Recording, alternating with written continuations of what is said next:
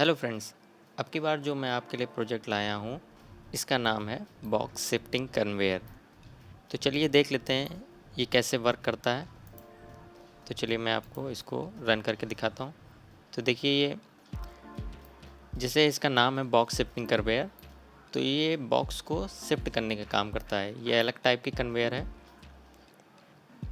देखिए कैसे ये बॉक्स को स्लाइड कर रहा है। तो बेसिकली ये प्रोजेक्ट जो है बॉक्स को एक जगह से दूसरी जगह तक शिफ्ट करने के लिए हम इस कन्वेयर का यूज़ करते हैं। तो चलिए वीडियो को स्टार्ट करते हैं। और अगर आपने हमारे चैनल को अभी तक सब्सक्राइब नहीं किया है तो प्लीज़ चैनल को सब्सक्राइब कर दीजिएगा और साइड में दिए गए बेल आइकन को प्रेस कर दीजिएगा, जिससे आने वाली सभी वीडियोस का नोटिफिकेशन आपको तुरंत मिल जाएगा।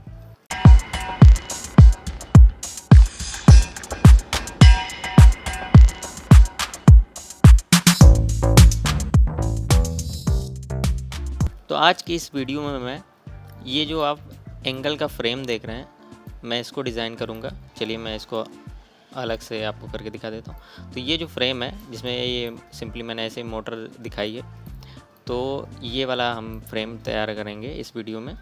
तो चलिए स्टार्ट करते हैं वीडियो को। सबसे पहले हम लोग लेंगे पार्ट डिज़ाइन में जाएंगे, फ्रंट प्लेन लेंगे और एक एंगल ड्रॉ करेंगे और इसकी डायमेंशन हम दे देंगे 25, इसकी भी दे देंगे 25। अब ऑफसेट कर देंगे इसको 4 mm।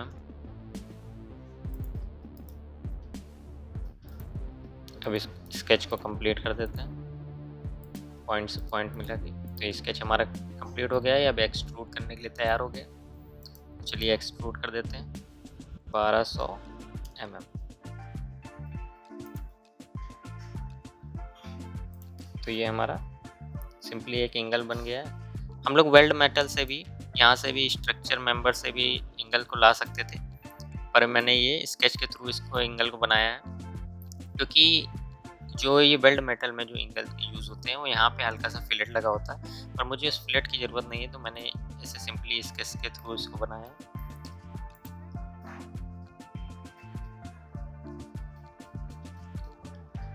अब हम एक प्लेन लेंगे, इस फेस से इसको फ्लिप कर लेते हैं।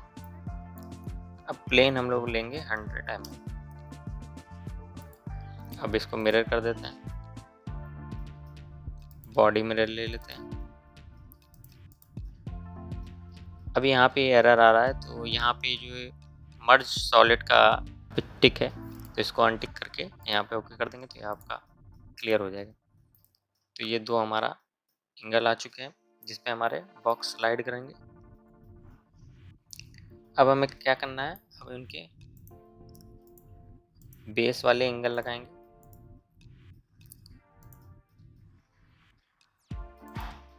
बेस वाले एंगल की डिज़ाइन कर लेते हैं।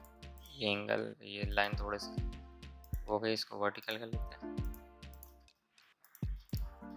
अब मैंने 25 अंदर अंदर दिया था और 4 mm का ऑफसेट लगाया था, तो वो 29 हो गया। तो 29, और यहाँ पे तो ये एंड पॉइंट पे ही है, इसलिए हमें डायमेंशन देने की ज़रूरत नहीं। अब इसे भी ऑफसेट कर लेते हैं 4 mm। स्केच कंप्लीट कर लेते हैं।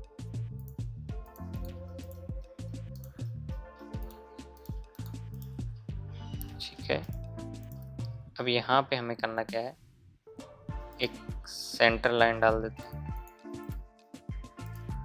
इसकी दूरी यहाँ से हम दे देते हैं 100 mm। अब इस स्केच को हम मिरर कर लेते हैं इस सेंटर लाइन के थ्रू। तो यहाँ पे हमें करना क्या होगा, मिरर अबाउट में हम इस लाइन को सेलेक्ट कर लेंगे। स्केच को करना है, उस पर हम सेलेक्ट कर लेते हैं पूरा। ये हमारा स्केच सेलेक्ट हो गया। ये देखिए यहाँ पे प्रीव्यू दिखा रहा है। अब इसको ओके कर देते हैं, सिंपली इसको एक्सट्रूड कर देते हैं 600 mm। इसकी हम हाइट डाल देते हैं। अब ये हमारा बेस वाले एंगल बन चुके हैं। अब हम लीनियर कमांड लेंगे और इसी शेप में एंगल को आगे बढ़ाएंगे। ये हम डायरेक्शन डाल देते हैं। फीचर में ये डाल देते हैं और यहाँ पे क्वांटिटी 2 डाल देते हैं। इसकी डायमेंशन सिंपल डाल देते हैं 1200।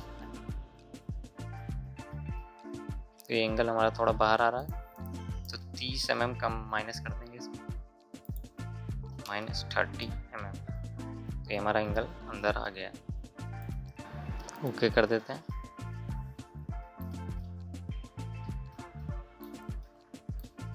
तो ये हमारा बन गया। अब हमें क्या करना है, यहाँ पे जो बॉक्स रखे जाते हैं उसके लिए हमें एक फ्रेम तैयार करना है। तो यहाँ पे सिंपली इस जगह से हम एक प्लेन लेंगे, जिसकी हाइट दे देते हैं हम 200 mm। तो ये हमारा प्लेन आ गया। इस प्लेन को थोड़ा बड़ा कर लेते हैं। अब इस पे स्केच ड्रॉ करते हैं।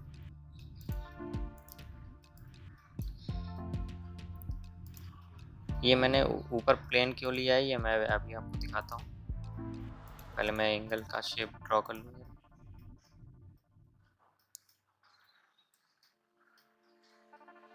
ये एक काम करते हैं, कन्वर्ट एंटिटीज कर लेते हैं।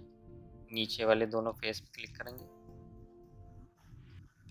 तो ये हमारा स्केच उस प्लेन पे बन के आ गया। अब जब मैं एक्सट्रूड करेंगे, डायरेक्शन इसकी चेंज कर देते हैं। अप टू नेक्स्ट करेंगे तो ये देखिए उसी टाइप का इसने डिज़ाइन ले लिया। अब यहाँ से हम इसको करते तो इस फेस पे दोबारा से मटेरियल आ जाता है। इस वजह से मैंने ऐसा नहीं किया है, प्लेन ऊपर लेके इसको एक्सट्रूड किया। तो ये हमारा एंगल जुड़ गया। अब इस फेस पे हम आगे एक और एंगल बनाएंगे। यहाँ पे हमें नीचे गैप रखना है, इसलिए हम इसी फेस पे स्केच ड्रॉ कर रहे हैं। ऑफसेट कर लेते हैं इसको। रुकिए डायमेंशन डाल दें इधर वाली 29 mm। अब ऑफसेट कर देते हैं इसको, रिवर्स कर देते हैं, स्केच को कंप्लीट कर देते हैं।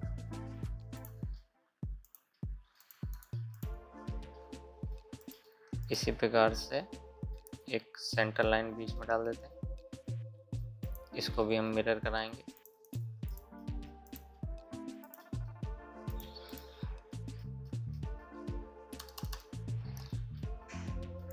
यहाँ से डायमेंशन नहीं डालनी, डायमेंशन को डिलीट कर देते हैं। डायमेंशन हमें इस लाइन से डालनी 100 mm। अब मिरर करते हैं। मिरर अबाउट में हमें ये सेंटर लाइन सेलेक्ट करनी है और मिरर एंटिटीज में हमें ये स्केच डालना है। तो आप देखेंगे सिंपली वहाँ हमारा स्केच आ गया। अब इस स्केच की इस फेस से दूरी हम दे देते हैं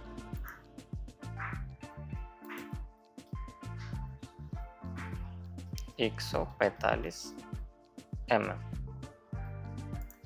तो ये हमारा स्केच कंप्लीट हो गया। इसको भी एक्सट्रूड करा देते हैं।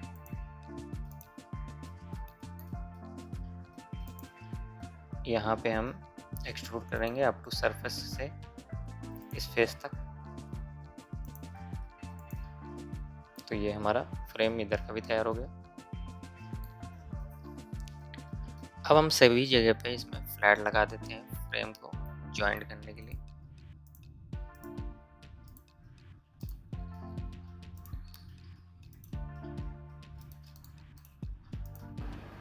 इसकी डायमेंशन हम दे देते हैं 30 mm।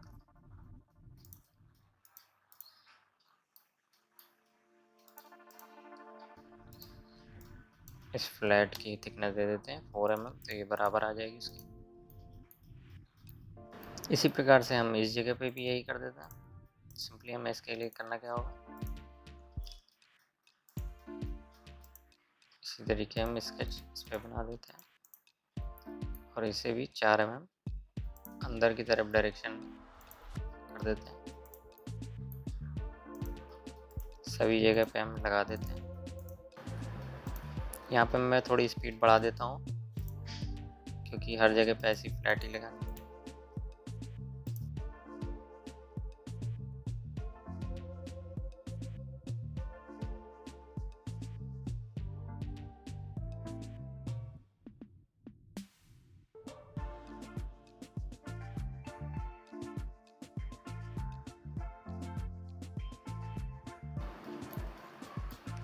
अब हमें यहाँ पे जो फ्लैट है, जो ये सारा मैकेनिज़्म होल्ड करता है, तो यहाँ पे हमें सपोर्ट के लिए, होल्ड करने के लिए इसमें एक क्लिट लगाएंगे। तो चलिए वो कैसे लगानी है, चलिए मैं आपको दिखा देता हूँ। सिंपली हम इस स्केच पे सेलेक्ट करेंगे, इस क्लिक करेंगे। अब इसे हम सेक्शन व्यू से कट कर देते हैं 20 से, ताकि हमें थोड़ा साफ दिखाई दे। ये हमारा कट गया। तो चलिए अब हम इसमें बनाते हैं। तो हमारा स्केच जो है वो इस वाले एंगल की कोर पे हम बना रहे हैं। ये हमने एक रेक्टेंगल बना दिया, एक ये रेक्टेंगल बना दिया। तो इसकी हम डायमेंशन दे देते हैं, इसकी हम डायमेंशन दे देते हैं 25 mm। इसकी विड्थ दे देते हैं 30। सिंपली इसमें भी यही कर देते हैं 25 mm 30 mm। अब यहाँ पे हमें एक बीच में सर्कल बनाना है, तो इसके लिए हम एक सेंटर लाइन डाल देते हैं। अब यहाँ पे इसकी मिड पॉइंट पे सर्कल ड्रॉ कर देते हैं। इसकी हम दूरी ले देते हैं, इसके डाया दे देते हैं 8 mm। ओके, इसमें भी ऐसे ही कर देते हैं, एक सेंटर लाइन डाल के सर्कल ड्रॉ। इसका डाया 8 है।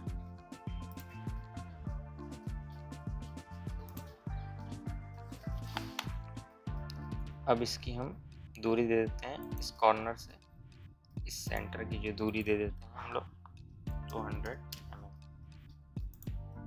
अब इस सेंटर से इस सेंटर की दूरी दे देते हैं 800 mm। ओके, तो ये हमारा स्केच कंप्लीट हो गया। अब हम इसे एक्सट्रूड करा देते हैं। एक्सट्रूड हमें दोनों डायमेंशन में कराना है, तो हम इस डायरेक्शन को भी ओपन कर देते हैं। इसमें हम डायमेंशन डाल देते हैं 25 और इसमें भी डाल देते हैं 25। ओके कर देते हैं। अब इसमें फिलर लगा देते हैं 10 mm का दोनों साइड। इसमें भी ऐसे कर देते हैं। ये हमारा फिलर लग चुका है, तो ये हमारा तैयार हो गया होल्डिंग करने के लिए। अब हमें मोटर रखने के लिए पीछे एक एंगल बनाना है, तो चलिए वो भी हम बना लेते हैं। सिंपली आपको थोड़ा सा स्केच आगे लेना पड़ेगा। इसमें भी वही, इसमें इस फेस पे हम स्केच ड्रॉ करते हैं। पहले हम एक एंगल बना लेते हैं।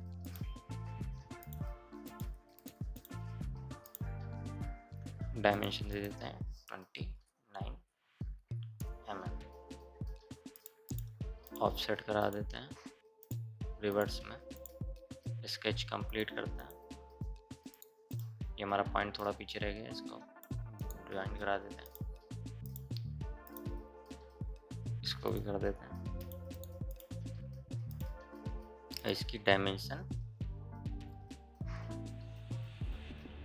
इस फेस से हम दे देते हैं 296।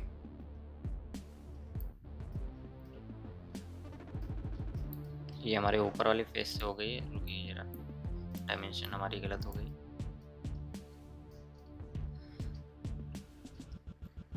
डायमेंशन हमें डिलीट कर देते हैं। ये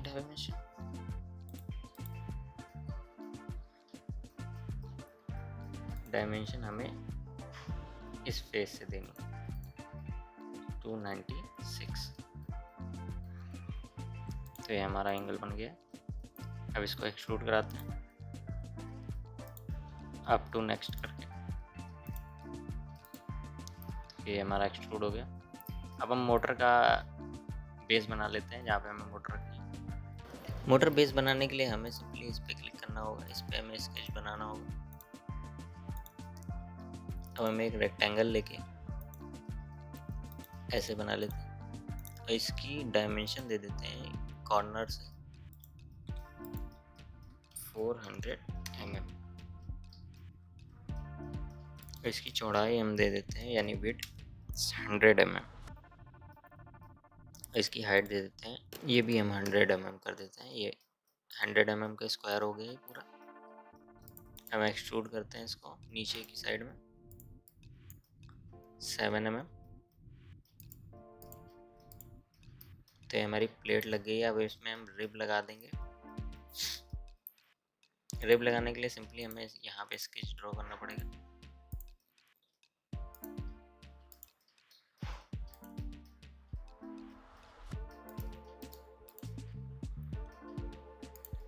स्केच को हम कंप्लीट कर देते हैं।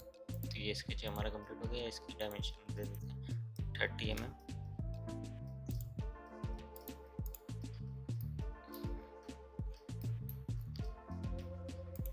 डायरेक्शन चेंज करके ये हम 5 mm कर देते हैं। सिंपली इधर भी ऐसे ही कर देते हैं। इस फेस पे क्लिक करके कन्वर्ट एंटिटीज कर देते हैं। ये स्केच हमारा आगे एक्सट्रूड कर देते हैं डायरेक्शन चेंज करके। इस साइडों पे प्लेट लगा देते हैं।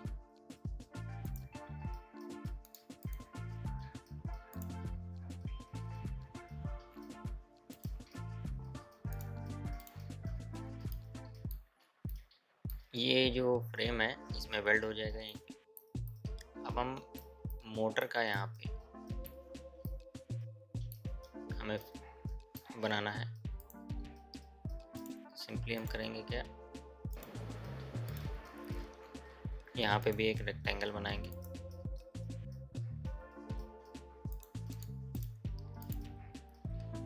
इसकी डायमेंशन हम दे देते हैं 100 mm। प्लेट की थिकनेस दे देते हैं 8 mm और इसे एक्सट्रूड करा देते हैं 90 mm।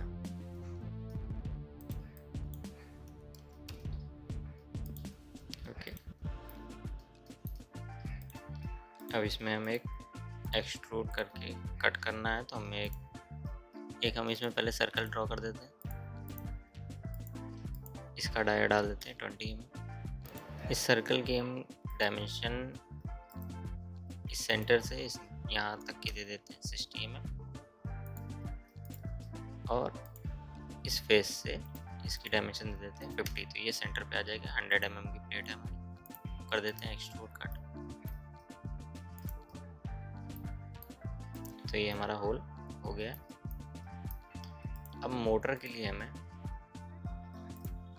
उसके पहले हम शाफ्ट बना लेते हैं। तो ये हमारा सर्कल बन गया। हमें आगे इसमें 40 mm करना है और बैक साइड में डायरेक्शन में हमें लगभग 20 mm कर देते हैं। इसकी डायमेंशन थोड़ी कम कर देते हैं, 35 कर देते हैं। तो ये हमारी मोटर की शाफ्ट बन गई। अब थोड़ा मोटर का डिज़ाइन हम दे देते हैं।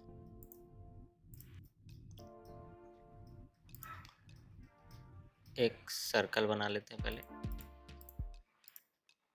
इसका डायमीटर भी 100 mm दे देते हैं और इस लाइन को इस लाइन से मिला देते हैं। ऊपर का फेस को ट्रिम कर देते हैं। ओके, अब जो है इसका बेस बनाने के लिए हमें सिंपली इस तरह का बना देते हैं। इधर भी ऐसे ही कर देते हैं।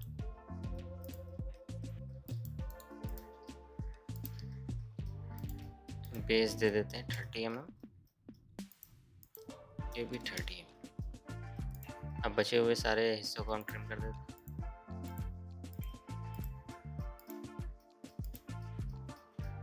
तो ये हमारे सभी हिस्से ट्रिम हो गए। अब ऐसे हम एक्सट्रूड करा देते हैं।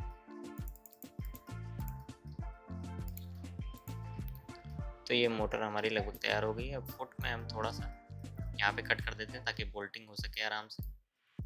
इसके लिए हमें करना क्या होगा, एक प्लेन लेना होगा थोड़ा सा ऊपर, इस फेस से 20 mm ऊपर कर देते हैं।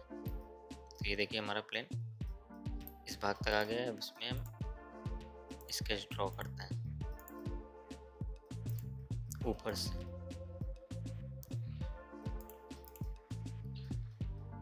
इसके मिड पॉइंट से ऐसे सर्कल बना, ऐसे रेक्टेंगल बना देते हैं। बाहर साइड इसकी डायमेंशन हम दे देते हैं 22 mm, इसकी भी दे देते हैं 22 mm। अब एक्सट्रूड कट कराते देखते क्या होता है।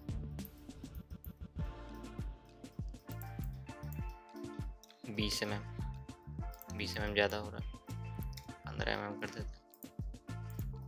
तो ये देखिए हमारा बेस के लिए यहाँ पे जगह हो गई। यहाँ पे हम लोग नट बोल्टिंग सिंपली कर सकते हैं।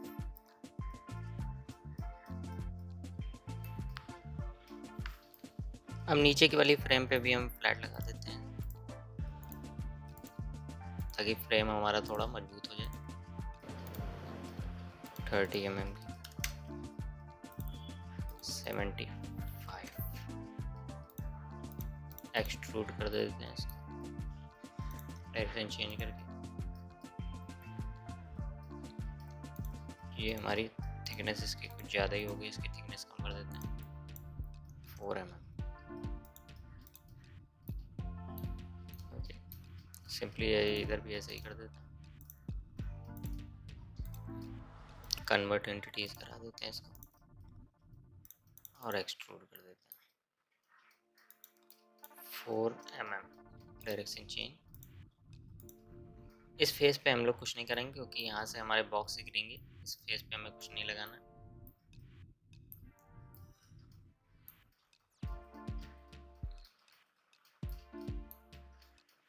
इस साइड में भी हम आगे वाले फेस पे भी लगा देते हैं, इसको कन्वर्ट एंटिटीज करा देते हैं।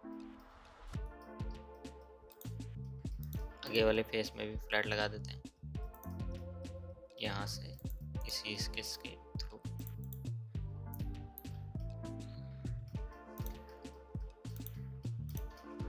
तो ये फ्रेम हमारा कंप्लीट हो गया। ये फ्रेम पूरी तरीके से हमारा कंप्लीट हो गया।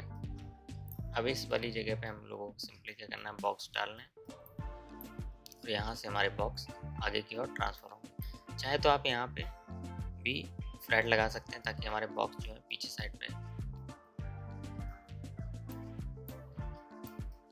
तो चलिए अब इसको हम कलर कर देते हैं। सिंपली मेटल आयरन सेलेक्ट करते हैं और यहाँ मैट आयरन कर देते हैं और मोटर का कलर थोड़ा चेंज कर देते हैं, कास्ट आयरन कर देते हैं।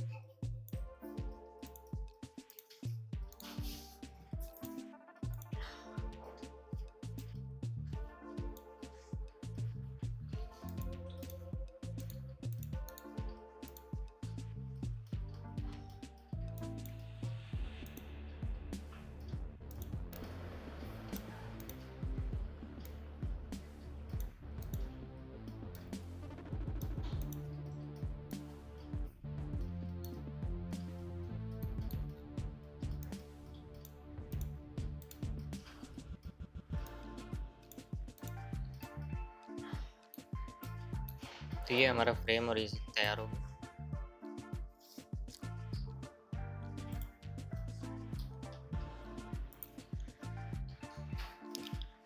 तो आई होप अगर आपको वीडियो अच्छी लगी हो तो प्लीज़ लाइक ज़रूर कर दीजिएगा और अगर आपको कोई प्रॉब्लम होती है तो आप मुझे कमेंट करके ज़रूर बताइएगा। तो चलिए मिलते हैं नेक्स्ट वीडियो में।